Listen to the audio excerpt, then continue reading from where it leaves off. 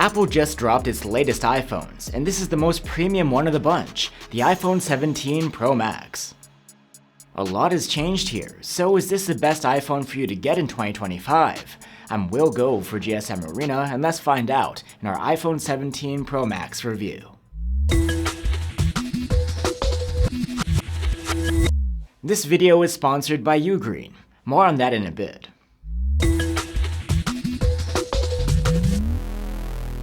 So here it is, the iPhone 17 Pro Max. After generations of minor updates, Apple has finally decided to mix things up in a big way. The phone features a brand new aluminum body, a new chipset and vapor chamber for improved performance, a larger battery with faster charging, and a unique 2TB storage option. Apple didn't forget about the cameras either. There's a new 48-megapixel telephoto camera, as well as a new 18-megapixel selfie cam. But it's the design of the new Pro Max that's really turning heads. This year, the iPhone Pro models have an aluminum unibody rather than a glass back, though there is still ceramic shield glass covering a large portion of it. This creates a dramatic contrast between this glass and the aluminum around the cameras and frame. The frame is rounded and the phone is comfy to hold. It's just as large as last year's model, but a tiny bit heavier at 233 grams. Apple claims it switched to aluminum because it's lighter and better at heat dissipation, but this is a bit of a 180 compared to before, where it hyped up steel and titanium frames for those premium phones. Aluminum is not as hard as those other materials, making dents and scratches a concern over time. In fact, early adopters have already found the camera island readily picks up scratches, even without being subjected to very harsh treatment. There's been no change in the ingress protection here. As before, the iPhone 17 Pro Max is IP68 rated against dust and water submersion, all the way to a depth of 6 meters. The display of the iPhone 17 Pro Max is a 6.9-inch OLED panel with a high resolution and a dynamic 120Hz refresh rate. That all matches the previous 16 Pro Max. But now you get new ceramic shield glass 2 protection with anti-reflective coating. This means reflections aren't as harsh compared to previous generations, improving legibility out in the sun. When it comes to brightness, with our standard testing procedure, we achieved a little over 800 nits with the manual brightness slider, and when it boosted in auto brightness mode, the brightness maxed out at 1000 nits. However, the display is able to light up smaller patches to much higher brightness to improve contrast, and together with the anti-glare coating, the screen is perfectly usable outdoors. The screen's refresh rate behavior is the same as before. Apple calls this feature ProMotion. The display uses a high refresh rate of up to 120 Hz to smooth out movements like swiping and scrolling, and it can drop down as low as 1 Hz when idling to save energy.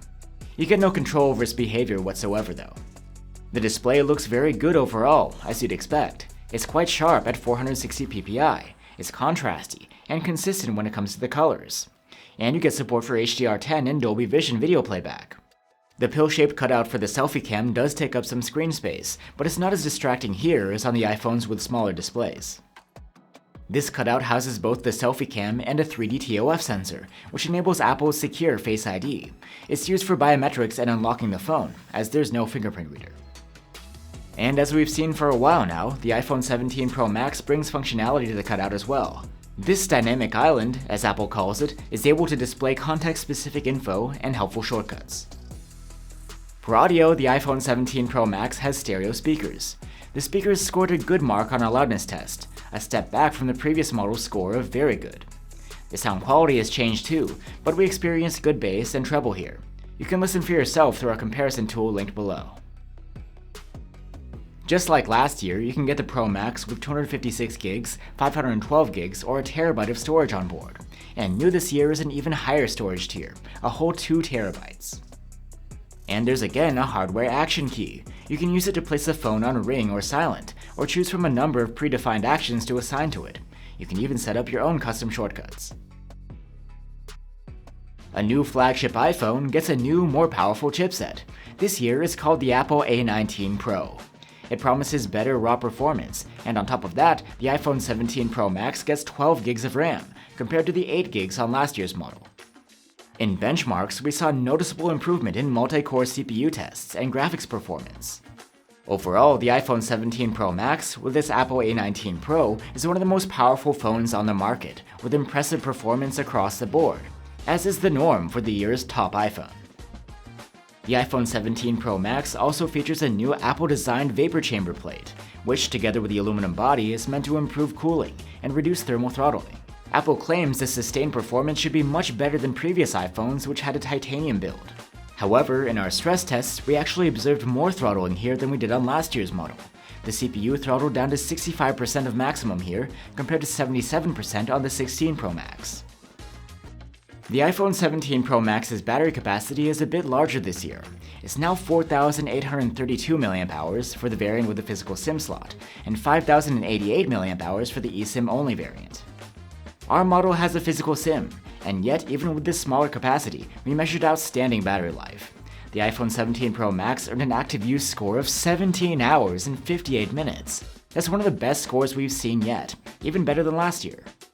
Apple has also improved the charging this time around by switching to a new charging standard, Power Delivery 3.2, which uses something called AVS. With a compatible adapter, we were able to charge the 17 Pro Max from 0 to 65% in half an hour, and a full charge took an hour and 12 minutes, considerably faster than the previous model. There's support for reverse wired charging and Qi 2 wireless charging as well. Speaking of charging, here's a word from this video's sponsor, Ugreen. The Ugreen MagFlow magnetic power bank is a compact and convenient way to keep your iPhone topped up through the day. It's 10,000 mAh, enough juice to fully charge an iPhone 17 Pro Max, and then some. And no need to plug in, this power bank supports 25-watt Qi 2 wireless charging. The iPhone 17 Pro Max sticks to it magnetically, and in our own testing, it could charge from 0 to 50% in about 30 minutes. There's also a built-in braided power cable, which doubles as a carry strap. With the power bank's 2 USB-C ports and the wireless pad, you can charge 3 devices at once. And the power bank's display shows how much charge it has left inside. Ugreen also offers the 2-in-1 magnetic wireless charger, which supports up to 25-watt wireless fast charging and can charge your iPhone and AirPods simultaneously. You can check out the entire Ugreen MagFlow lineup in the video description below. All of the new iPhones come with Apple's new version of iOS. It's called iOS 26, even though the previous version was iOS 18. iOS 26 brings a number of changes, but the most notable is the new liquid glass design language. This features larger icons on the home screen, as well as a bubble-like theme across the OS. Many elements are now rounded and partially transparent, with brightened outlines and borders. It's definitely a different look, and something Apple purists will have to get used to. We'll be doing an in-depth video about iOS 26, and we'll add a link to that here when it's ready. And for software support, the iPhone 17 Pro Max will be getting at least 5 years, just like on previous iPhones. And now the iPhone 17 Pro Max's cameras, which include the same 48-megapixel main and ultrawide cameras as before. The big change is a 48-megapixel 4x telephoto cam, which replaces last year's 5x telephoto, which had a 12-megapixel sensor. The 17 Pro Max also includes the hardware camera key, and it works just like last year. It's both clickable and capacitive touch-enabled for shooting and camera controls. Apple has come up with a new 18-megapixel autofocusing selfie cam this time around, with a uniquely shaped sensor. This new multi-aspect sensor has a special ability. It can capture a 4x3 selfie in either a portrait or landscape orientation, with no need to rotate the phone. You can also shoot in a 1:1 aspect ratio, but these shots are actually of lower resolution than the other two.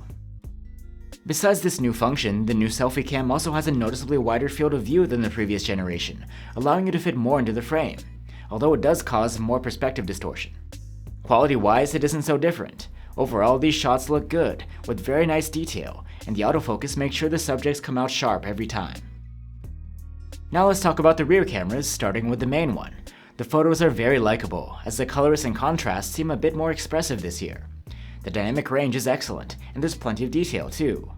Though when zooming in closely, some textures have a bit of a digital look. We're not entirely thrilled with how the iPhone renders human subjects though. There's a tendency to smooth away some of the facial features with no option to turn that off. Also, in the attempt to keep brightly lit parts of a face from clipping, those faces can come out warm and saturated, with unrealistic colors. Moving on to the 2x zoom level. These results are great for digital zoom. Detail remains nice and sharp, even fine details like foliage. And things like dynamic range, contrast, and color rendition remain top-notch. The 2x zoom from the main camera is actually your best bet for shooting close-ups, as the iPhone's telephoto cam needs a considerable distance to focus, and shooting close-ups with the ultrawide can be tricky for a number of reasons. With the main cam, you can keep a more comfy distance from the subject, and the results are very good overall. In the dark, the main camera's shots come out excellent. They're packed with detail, and though there's some graininess in the shadows, we don't mind it. Color rendition is top-notch, and the white balance is consistently accurate. And the dynamic range is nicely wide, though the iPhone does leave a bit of highlight clipping with point light sources. At 2x zoom in low light, the 17 Pro Max does a remarkable job, capturing fine detail like it's got a dedicated camera at 50mm, and a good one at that. This is one of the more easily noticeable improvements over the previous generation. Moving on to the new 4x telephoto camera. Its shots are good, but they're certainly not pin sharp, and they have a heavily processed rendition of fine textures. There's nothing else to complain about though, with colors and dynamic range being excellent. As we mentioned, we hope to have seen an improvement in close focusing, but this telephoto cam's roughly 85cm of minimum focusing distance doesn't make it a viable option for close-ups. Zooming in further digitally, 8x zoom shots are good without being overly exciting. It honestly isn't too different from what last year's model could achieve. Detail is alright, and the other properties remain excellent. In low light, the 4x zoom results aren't our favorite. They're on the soft side, and they're pretty grainy. On the other hand, dynamic range is very good, and white balance and color saturation are typically spot on. Now the ultrawide cam. It does a good job, about the same as last year. Its photos have good sharpness in outdoor scenarios, and more or less keep that up even in dimmer indoor situations. Saturation is a notch below the other two cameras' output, but is still decent, and white balance continues to be on point. Dynamic range is quite great as well. In low light, the ultrawide cam's exposures can be a little gloomy, and the photos are also on the soft and grainy side, but we'd still say they're good for this type of camera. The iPhone 16 Pro Max can record video in up to 4K at 60fps with all of its cameras, and the main cam can do 120fps slow-mo too. There's also Dolby Vision recording and ProRes RAW and Apple Log 2 options. The video quality is excellent across the board, as we've come to expect from the iPhone flagships. The phone produces consistent quality in its clips across the different cameras and FPS modes. Detail is excellent, contrast is great, dynamic range is nice and wide, and colors are pleasantly vibrant. Electronic video stabilization is excellent as always at smoothing out the footage. At night, we get to observe a long-standing problem of Apple camera lenses, internal reflections caused by lights pointing into the phone. These are even more noticeable through the telephoto camera. With that issue aside, you get impressive quality, with nice-looking colors, a good level of detail, and wide dynamic range. So there you have it, the iPhone 17 Pro Max. Apple has chosen to switch up the design this time around, and while some may see it as a breath of fresh air, others might miss the clean look of the previous model. We didn't actually observe a benefit in thermal management as a result of the new build, and aluminum is easier to scratch than titanium. Also, while the aluminum may be lighter in principle, the phone is overall heavier than last year. We also weren't too impressed with the new telephoto camera. Its quality overall seems about the same as last year, and there's no close focusing capability. But the 17 Pro Max does bring clear improvements, like the anti-reflective screen, more powerful chipset, and better battery life and faster charging.